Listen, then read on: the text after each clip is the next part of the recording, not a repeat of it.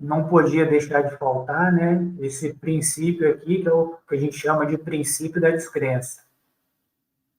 Então, como foi falado, né, que a gente trabalha com experimentação, a gente não trabalha com crença. Se eu classificar a palavra crença em diferentes tipos, eu posso concluir que até mesmo pesquisadores com foco científico trabalham com formas de crença. Por exemplo, crenças realistas fundamentadas em vivências prolongadas e consolidadas, ou confianças estruturadas em suposições racionais. Um exemplo seria a esperança de que algo seja possível, o que motiva o investimento em testes e premissas, aplicando inclusive o princípio da refutação científica. O pedido feito foi para evitar crenças irrealistas, aquelas baseadas em preconceitos linguísticos, achismos apressados e a ausência de testes comparativos entre múltiplas hipóteses alternativas. Dependendo da observação que se faz, pode haver até um exagero linguístico na orientação de não acredite em nada absolutamente. Por exemplo, eu posso acreditar ou confiar cientificamente que a teoria de serenões pode ser falseada de formas específicas, inclusive quando usada para alimentar o bairrismo paracientífico, e investigar criticamente essa hipótese reunindo evidências a favor ou contra. Eis a complexidade da linguagem humana. Por isso, prefiro evitar os extremos linguísticos do tipo tudo ou nada. Então, não é para acreditar em nada aqui no que for falado, façam as suas próprias experiências, avaliem se o que eu estou falando aqui tem lógica para vocês. Então, fiquem bem à vontade também para criticar, questionar. Se vocês não concordam com alguma coisa, a gente está aqui para debater e evoluir em relação ao conhecimento. Qual foi a minha motivação para desenvolver a pesquisa, né? Eu comecei a estudar serenologia em 2014 e desde que eu comecei a estudar eu sempre tive duas questões que sempre foram assim muito fortes para mim, né? A primeira delas é como manter a cientificidade na pesquisa serenológica. Primeiro porque a gente sabe que a serenologia é uma especialidade assim, pouco conhecida, né? Ela tem mecanismos que a cognição humana ainda não compreende muito bem. Então, para a pessoa que estuda serenologia, ela está assim numa linha muito tênue ali de sair da parte da ciência e para o misticismo, para questões de gurulatria. Então, essa sempre foi uma preocupação minha aqui dentro da serenologia, né? Como manter a cientificidade. E, além disso, como aplicar esse conhecimento, porque de que adianta ser científico se a gente não consegue aplicar, né? Então, eu entendo que a base da ciência é a aplicação prática, a aplicação no cotidiano. Então, eu sempre estudei serenologia baseado nessas motivações aqui.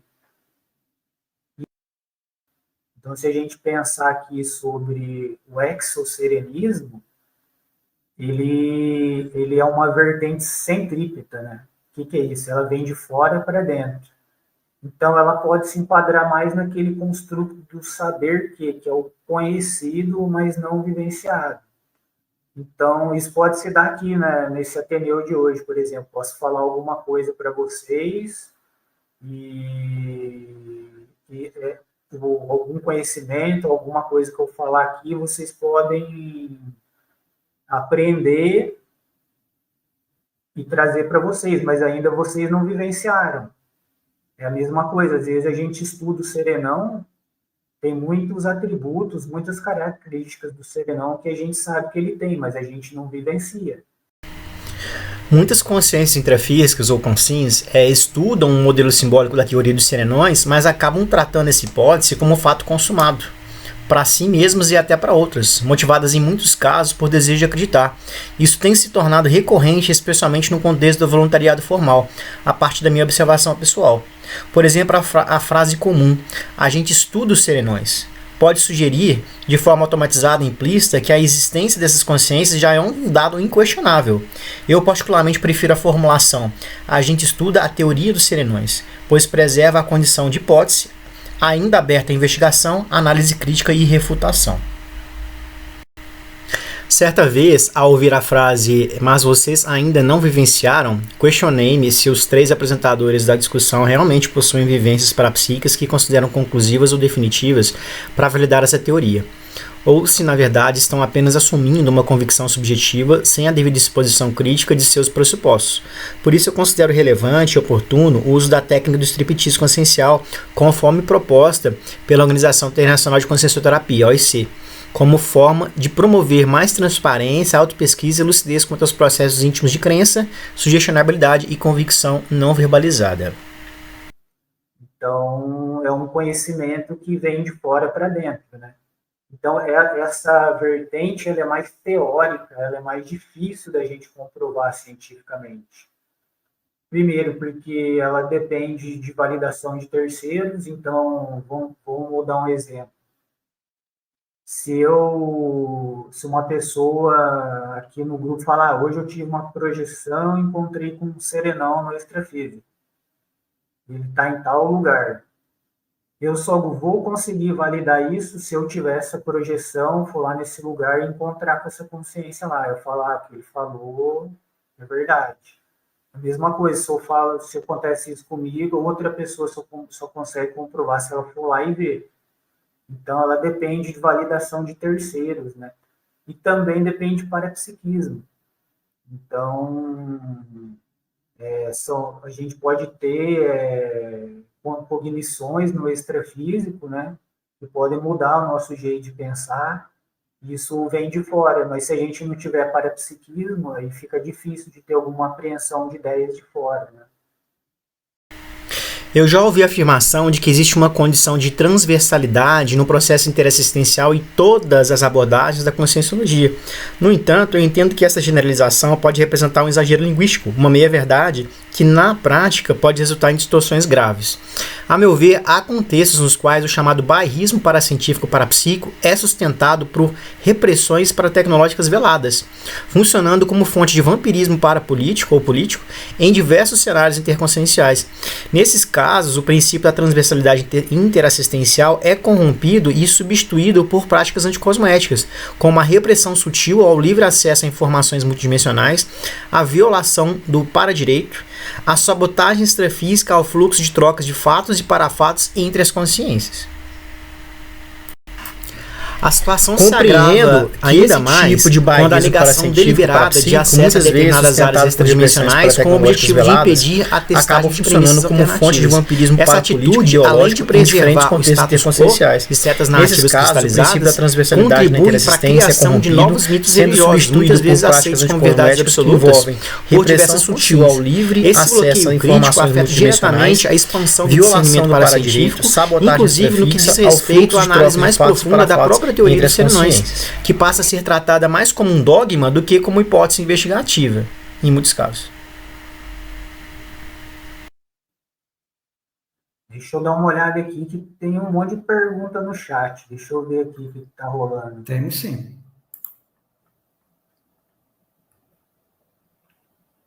Bom, não sei se a gente vai conseguir responder todas, né? Ainda nesse chat, mas a gente vai tentando aí, né? Vamos pegar algumas aqui para a gente ver. Felipe, aqui que ele está falando. Vocês já pesquisaram sobre os efeitos das armas escalares e a manipulação de ondas eletromagnéticas sobre a ótica paratecnológica? Então, isso aqui não é muita abordagem nossa não, viu, Felipe? Aqui a gente estuda mais a especialidade de serenologia, né? Sob o viés do paradigma consciencial. O paradigma consciencial, ele propõe um estudo aprofundado de diversas especialidades, entre elas a extraterrestriologia, paratecnologia e holossomatologia. Dentro desse escopo, a serenologia também se destaca como especialidade voltada à investigação das consciências mais evoluídas, os chamados serenões. Contudo, em algumas fontes de pesquisa, é possível encontrar relatos sugerindo que esses supostos serenões utilizam paratecnologias para realizar o que se apresenta como assistência extrafísica. A partir disso, eu gostaria de chamar a atenção para um ponto crítico: a necessidade de estudo técnico dos possíveis efeitos de fascínio grupal hipnótico ou holossomático associado à figura serenizadora. Esse fascínio pode ser potencializado, por exemplo, por meio do uso de armas escalares e da manipulação de ondas eletromagnéticas sob a ótica paratecnológica, o que levanta hipóteses sobre possíveis mecanismos sutis de indução, influência ou condicionamento de consciências. Apesar de essa abordagem ainda não estar presente nas análises mais comuns da serenologia, considero relevante integrá-la futuramente, principalmente à luz dos princípios das especialidades refutaciologia e extrafisicologia, que incentivam a investigação crítica e a abertura a múltiplas hipóteses, inclusive as menos populares ou contra-hegemônicas. Já li algumas teorias a respeito sobre isso, mas tem muita teoria da conspiração a respeito, então é uma coisa assim muito difícil da gente validar, né? O fato de existirem hipóteses que testam múltiplas premissas multidimensionais com o objetivo de validar ou invalidar a teoria dos serenões a partir de diferentes perspectivas cognitivas alternativas não significa automaticamente que essas abordagens devem ser desqualificadas ou descartadas sob o ponto de vista paracientífico. O conceito de teoria da conspiração, por exemplo, não precisa ser tratado de forma automática como sinônimo de mentira, fantasia ou ridículo, sobretudo dentro de um paradigma que valoriza a investigação de parafatos, como é o caso da conscienciologia. Muitas vezes, o uso pejorativo e indiscriminado desse rótulo atua como barreira ao pensamento crítico e à análise multidimensional mais aprofundada. Nesse sentido, uma hipótese que merece consideração é a de que a teoria dos serenões, em certas condições, poderia funcionar como uma possível conspiração interdimensional elaborada ou mantida por consciex com interesses específicos, com a finalidade de manter diversas consciências em estado de ignorância paracientífica. Tal manipulação poderia operar por meio de paratecnologias de impedimento ao estado vibracional, EV, conforme descrito por Valdo Vieira no verbete 856. Efeitos do impedimento ao estado vibracional.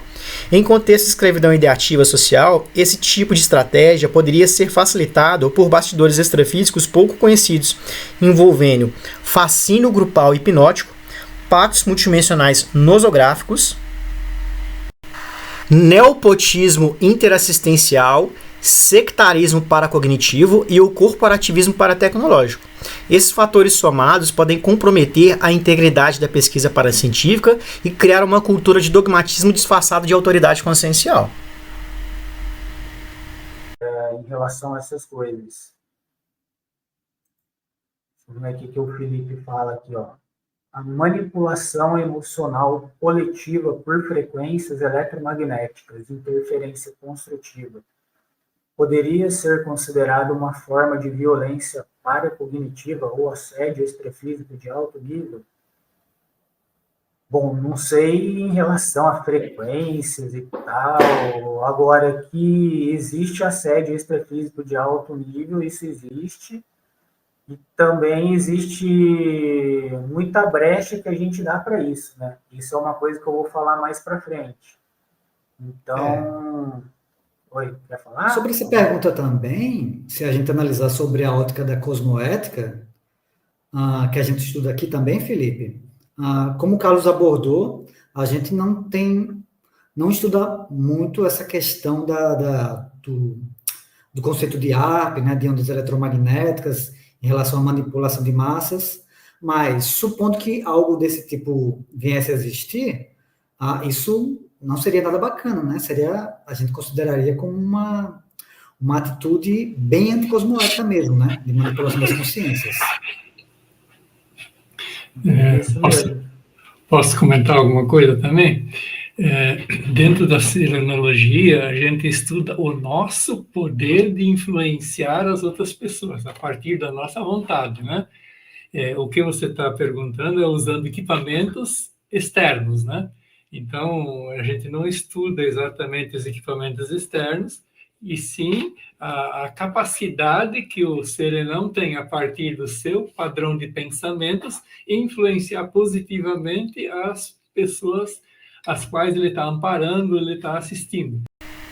Existe a possibilidade de que certos equipamentos extrafísicos, baseados em princípios similares aos do HARP, tenham sido adaptados para funcionar como para dispositivos acoplados ao holossoma de consins, com o objetivo específico de induzir fascínio grupal, e essa manipulação energética e cognitiva pode distorcer profundamente a percepção daquilo que se acredita ser uma interassistência extrafísica legítima.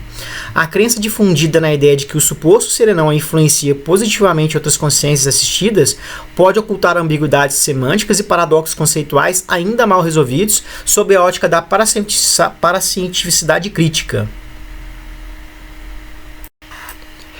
Por exemplo, quando esse tipo de influência gera os efeitos de retórica hipnótica ou deslumbramento parapsíquico coletivo, estamos diante de um possível processo de retórica anticosmoética no qual o conteúdo aparentemente assistencial esconde um mecanismo de indução à dependência parapsíquica com efeitos colaterais sérios tais como hipnose grupal inconsciente, desmaios extrafísicos com efeito vampirizador, estados alterados de consciência agradáveis, porém disfuncionais do ponto de vista evolutivo.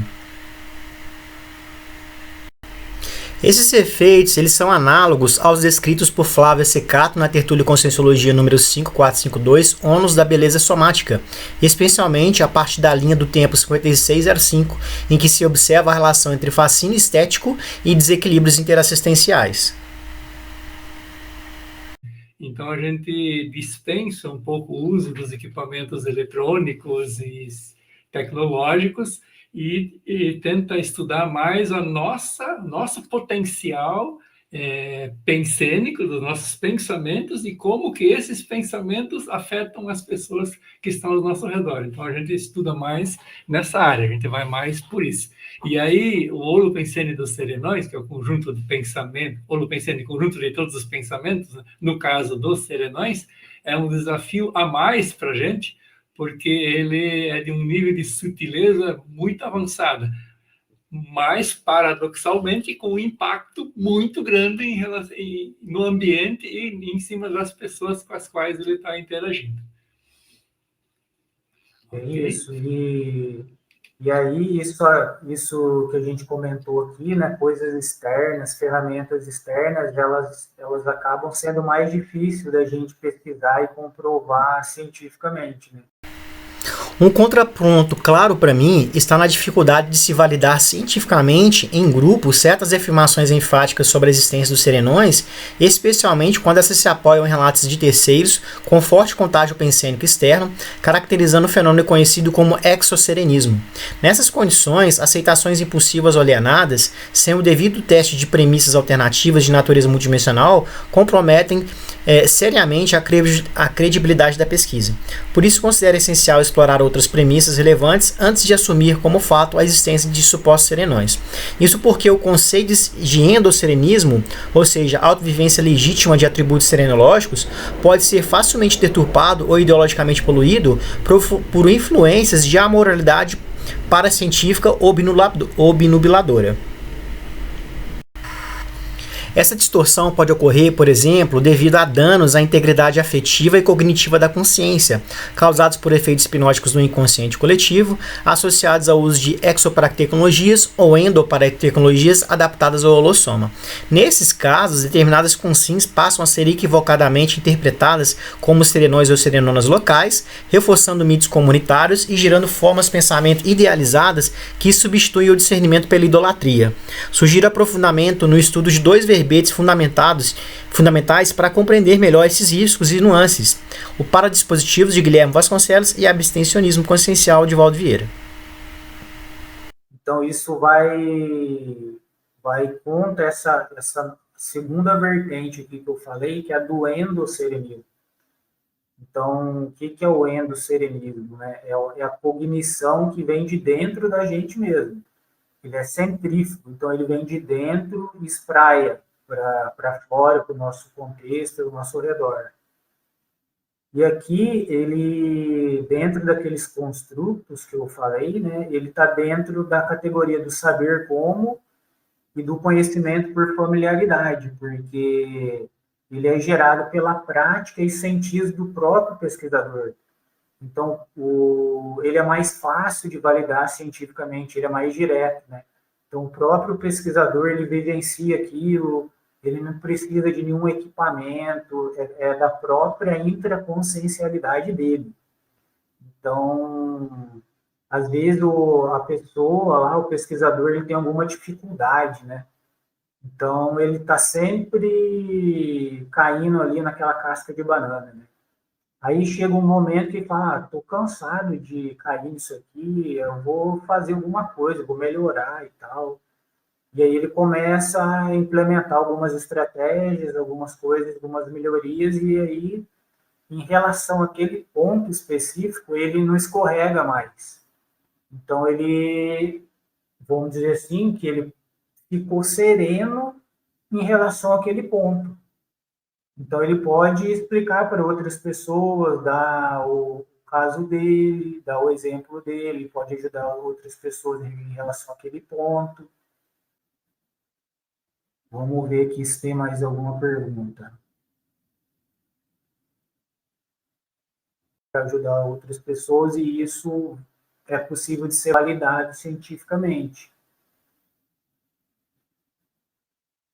Vamos ver aqui se tem mais alguma pergunta.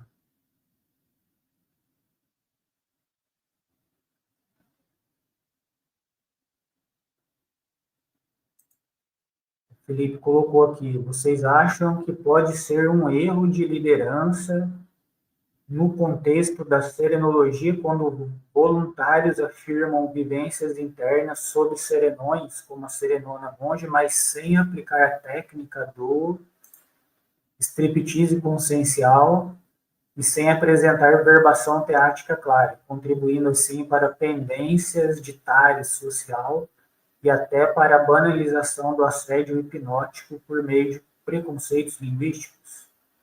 Então, se a gente for falar de serenão só quando a gente virar serenão, vai ficar difícil a gente pesquisar na serenologia, viu? O objetivo das perguntas enviadas durante a live não foi o de reprimir ou deslegitimar o debate sobre a teoria dos serenões, como pode ter sido interpretado após a leitura da última pergunta. A intenção principal é chamar a atenção para a forma como essa teoria tem sido frequentemente apresentada em diversos canais de mídia conscienciológica, muitas vezes revestida de certezas e afirmações enfáticas, sem a devida contextualização de que se trata de uma hipótese, o que favorece direto ou indiretamente a manifestação do efeito de exoserenismo.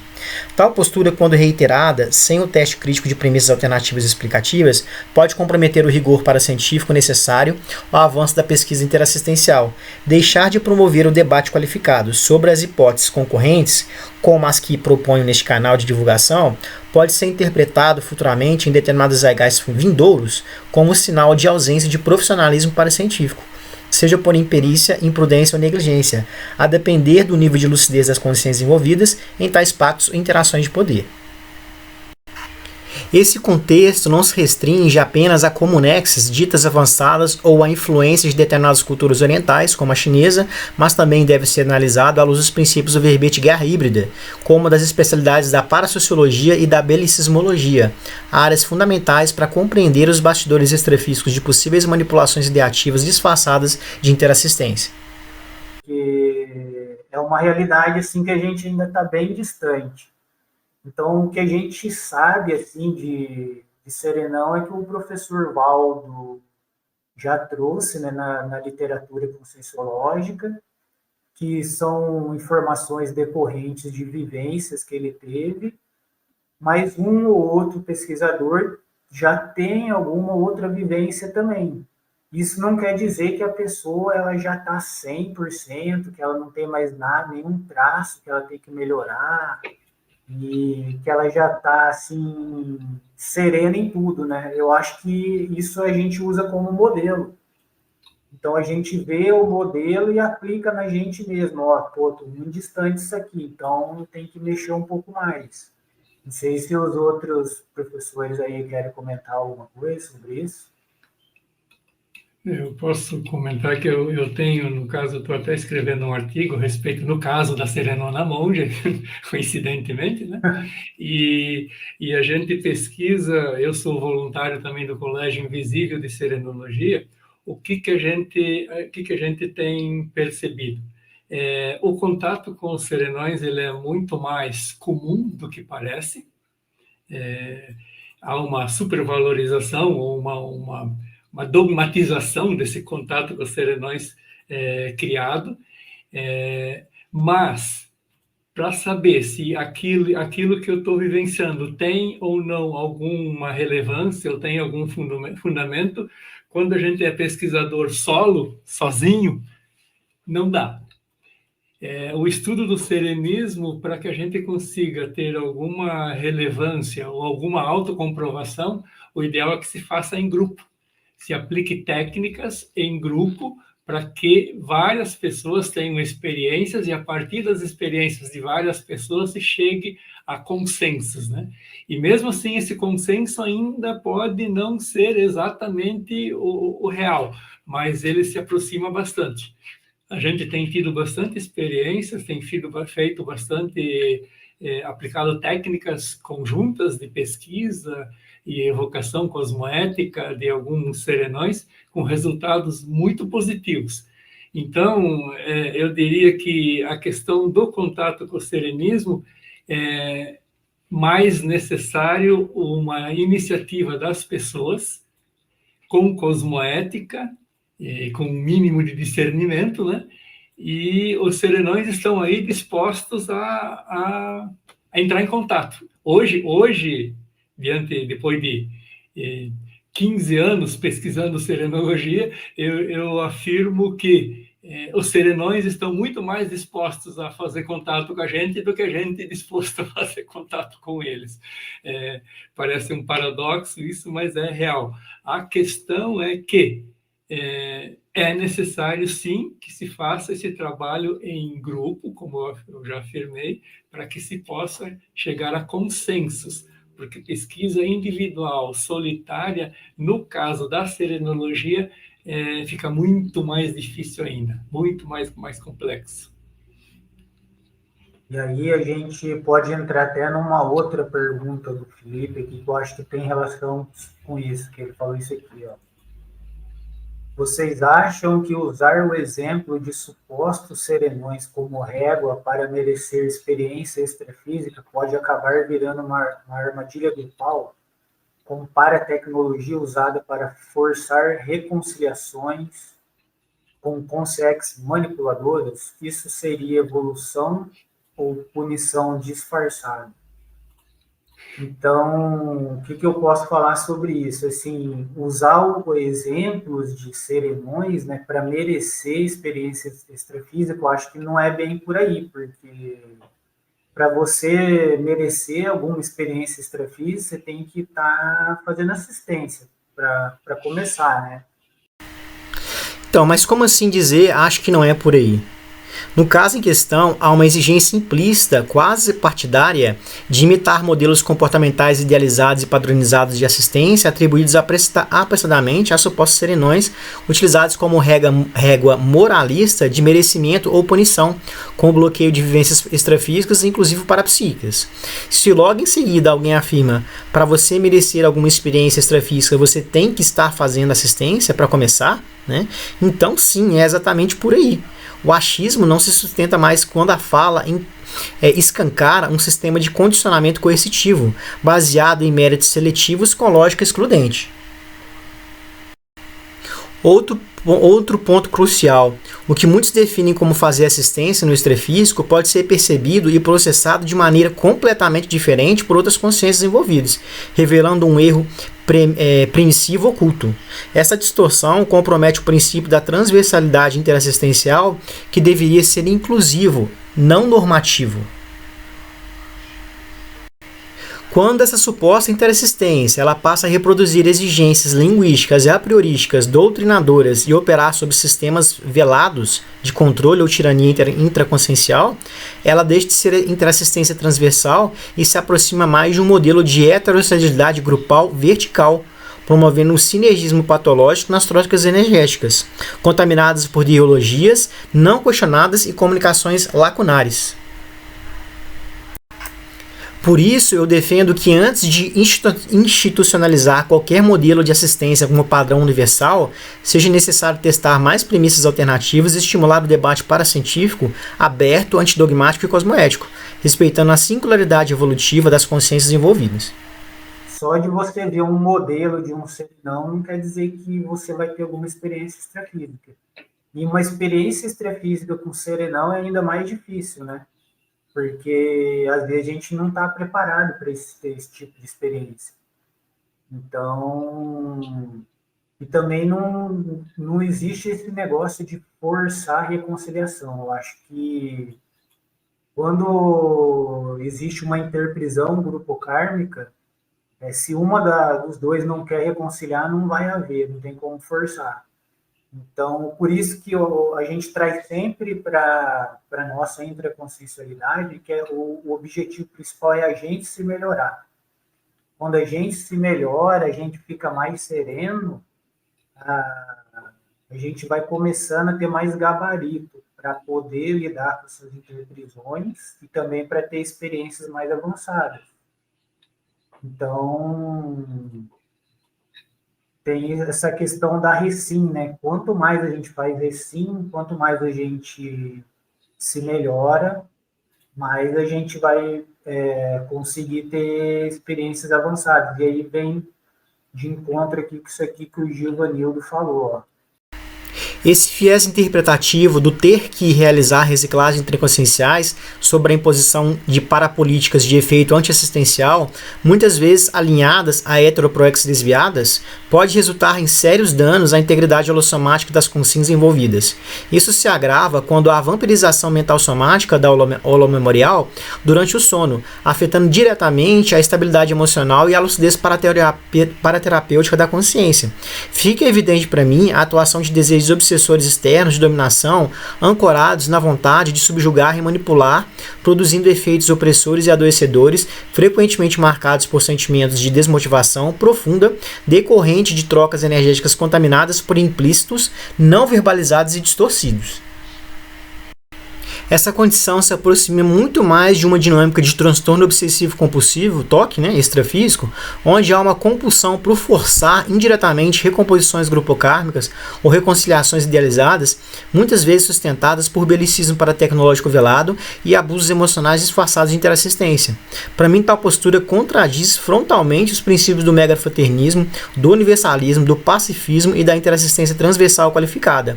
O que sobra nesses contextos é um tipo de retórica anticosmológica no qual os verdadeiros bastidores interdimensionais da ação ficam deliberadamente ocultos.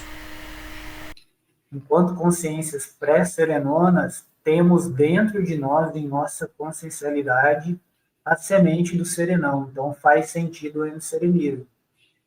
É bem isso mesmo que ele falou, porque por causa desse binômio aqui, crença, pensamento automático. Então, nós temos traumas de infância, a gente tem traumas de outras vidas, a gente tem muita coisa ali no nosso inconsciente que se manifesta sem a gente nem perceber, sem a gente nem ter consciência disso. Então, a gente tem essa imagem aqui do iceberg, né? Aquela pontinha ali é o que está consciente, toda aquela parte ali que está submersa no nosso inconsciente. Então, o endoserenismo é o quê? É trazer esse negócio à tona, é trazer aquilo que está escondido, aquilo que se manifesta automaticamente, aquela crença, trazer isso para o consciente e avaliar, perceber, interpretar, até que a gente consiga ter uma reação mais adequada em relação a isso, né? Então, se a gente for resumir isso, o que está no nosso controle é o bem e o ser. Então, por exemplo, eu vou dar um exemplo meu aqui para vocês. O que acontecia? Quando eu era mais jovem, e aqui a gente tem alguns outros conceitos também, que é da terapia de aceitação e compromisso, ACT. Lá eles falam que o sofrimento humano ele se origina da inflexibilidade psicológica. Então, tem dois componentes aí dessa inflexibilidade, que eles chamam de fusão cognitiva, que é um distanciamento da realidade em função das crenças, né? E a esquiva experiencial, que a pessoa evita a experiência por conta do conteúdo emocional. E aí, pegando aqui o modelinho ABC, o que a gente percebe? Que o B e o C ali, eles estão grudados, é uma fusão ali. A pessoa, o que vem na cabeça dela, para ela é realidade, ela já reage àquilo. É tipo aquele caso assim que está andando na rua e aí você encontra uma pessoa conhecida, assim, às vezes a pessoa não te cumprimenta, aí você já, essa pessoa não gosta de mim, também não gosto dela, já fica com raiva. Então, o que que aconteceu ali? Ao mesmo tempo que houve um fato, né, um estímulo, um acontecimento, a pessoa já interpretou, já concluiu o que que a pessoa pensa e já teve uma reação. Mas o fato foi que a pessoa não cumprimentou. Ela pode ter cumprimentado porque ela não viu, ela pode ter cumprimentado porque ela estava ali cheia de caraminhola na cabeça, cheia de problema, não estava nem olhando na rua o que ela estava fazendo. Ela não pode ter cumprimentado porque ela é tímida. Pode ter N fatores ali que pode justificar aquele comportamento, mas a pessoa, por causa dessa fusão cognitiva, né, ela já chancelou aquilo e já teve uma reação, já ficou com raiva. Então, o que vem à cabeça é considerado realidade, né? E como é que a gente sai disso? É o princípio da autodescrença. Lá no começo eu falei do princípio da descrença, né? Que é não acreditar em nada, fazer a própria experiência. Então, aqui a gente tem uma vertente do princípio da autodescrença, que é não acreditar em tudo que vem na nossa cabeça. Às vezes a gente está sendo imbuído de algum pensamento automático ali, alguma crença anacrônica que já não é mais, ou alguma consciência extrafísica está ali tentando manipular a gente. Então, sempre que vier alguma coisa na cabeça, a gente tem que se questionar. O que é? Será que é verdade? Será que não é? Tem que levar lá para o B, separar o B do C, né? Tirar essa fusão, para depois a gente ter alguma reação.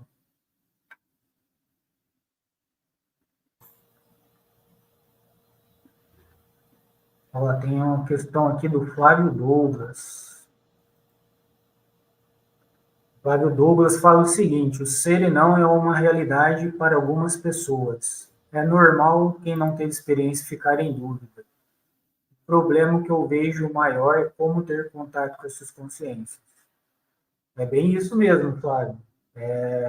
Não é fácil ter contato, mas o que a gente falou aqui hoje é um caminho. Quando você começa a trabalhar na questão do autosserenismo, é mais provável que você consiga ter algum contato com essas consciências, né?